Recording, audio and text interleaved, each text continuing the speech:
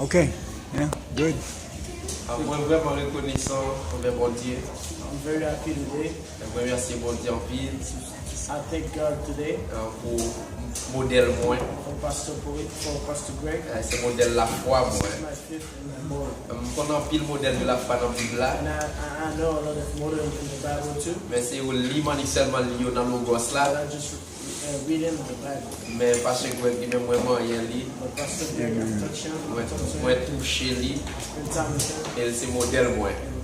He's my model. Moi remercie l'empile qui fait un pile bagage pour pays moi. I want to thank you, Pastor God, for everything that we do in my country. Qui quitte bel pays là pour venir dans pays là. You left your country and come in my country. Venir partager l'amour avec le peuple Share haïtien. love with the Asian people and share the C'est gospel. une bénédiction. It's a blessing, Et moi je dis en pile merci. and I want to thank you for that. Et moi remercier de tout qui là. I want to thank all of you guys Ou même compassion ça que nous for gagnons. that the same thing that you come in compassion Pour nous capable de servir l'autre monde. to serve the Asian people. Parce que plus gros bénédiction, The big blessing c'est can là nous d'accord pour nous servir nous is l'autre. that when you come and share the love of Christ with the other people. Même j'en ai servi maintenant, Even if you serve God, c'est qu'on s'en baille toute la vie peut-être pour servir le pays moi. when I spend all my time to serve the people too in my community. On nous fait un pile sacrifice I know you do a lot of sacrifice pour quitter business nous, so that you left the country, pour quitter pays en petit nos familles left nous, your family, quitter bel pays nous, left your beautiful country, venir en Haïti. come again. Alors félicitations. So congratulations.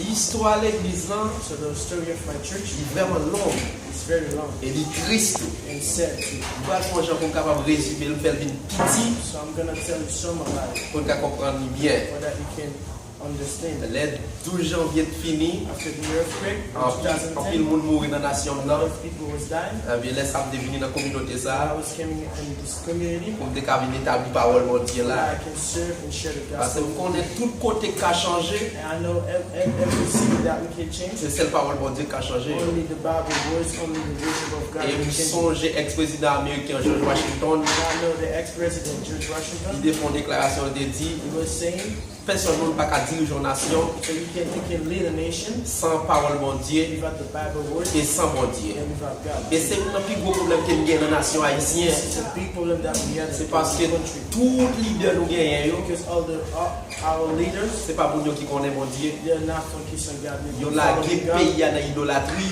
So they do a lot of voodoo things, et qu'on s'appelle evil things.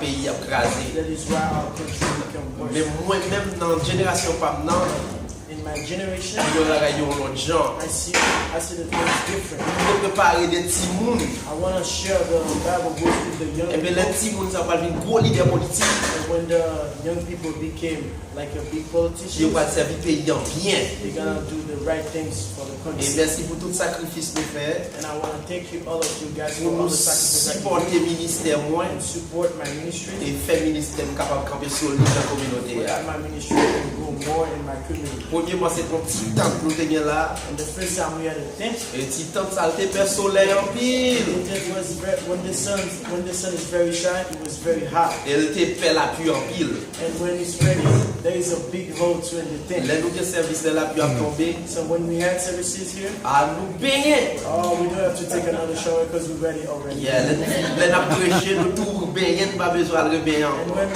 preach, we taking the shower. We don't have to take another shower. Parce que Greg, Pastor Greg came avec toute l'équipe, yo, with his team. yo venu, yo fait bel travail ça pour He nous. built my church for me. Et je dis à nous, bel temps là pour nous And desservir la today communauté. we have nice churches so that we can serve the community. Même gens nous prier pour moi en pile dans les États-Unis. So even if you pray for me and for my family C'est and my comme ça, ministries, prier en pile pour nous I en want to pray Haïti. for you guys. Parce que même travail ça qu'elle fait pour moi, hein, The same job that I do in my il community. y a un autre pays qui besoin de même travail So ça. some of the other country they need the same thing.